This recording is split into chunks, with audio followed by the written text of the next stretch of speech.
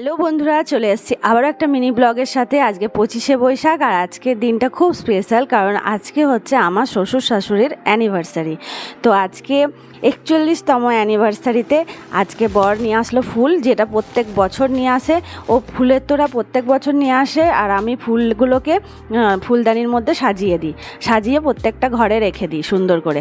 আর সেই কাজটাই আমি করছি, ফুলগুলোকে ভালো করে ফুলদানিতে জলের মধ্যে রেখে দিলাম আর সুন্দর করে একটু সাজিয়ে দিলাম।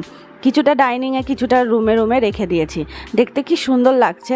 আর এটা আমার বর প্রত্যেক বছরই করে, নতুন কিছু নয়। তারপরে বিকেলবেলা দেখুন, এই বুকেটা আমার দেওর অনলাইনে পাঠিয়েছে। ও তো আসতে পারেনি, তাই ও ব্যাঙ্গালোর থেকেই এটা পাঠিয়েছে বাবা মার জন্য। দেখুন, কেকটা এনেছে আমার বর, খুব সুন্দর দেখতে হয়েছে। আপনারা আশীর্বাদ করুন বাবা মা যেন এইভাবে খুশি থাকে আর ভালো থাকে।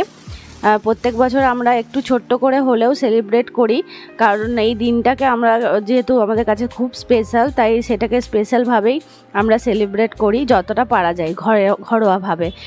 বড় কিছু করার প্ল্যান আছে, ভবিষ্যতে হয়তো করব, কিন্তু এখন আপাতত ছোট করেই করছি। সবাই এসেছিলো, আমার দুটো বান্ধবী মানে বৌদি আর বান্ধবী এসেছিলো, মাসিমণিরা এসেছিলো।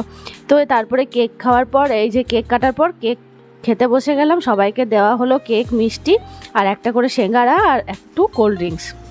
যেহেতু তেমন কিছু করা হয়নি, তাই সবাই মিলে এইটুকুনি খাওয়া হলো। দেখুন, সবাই বসে বসে খাচ্ছে আর একটু গল্প হলো সবাই মিলে, বেশ ভালো লাগলো। আজকের দিনটা আমরা খুব ভালো করে কাটালাম।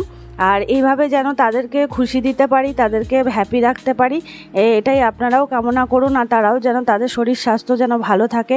আপনারা ঠাকুরের কাছে প্রে করবেন অবশ্যই। আর আমার ভিডিওটা ভালো লাগলে অবশ্যই কমেন্ট করবেন, সাবস্ক্রাইব করে দেবেন চ্যানেলটা। টাটা।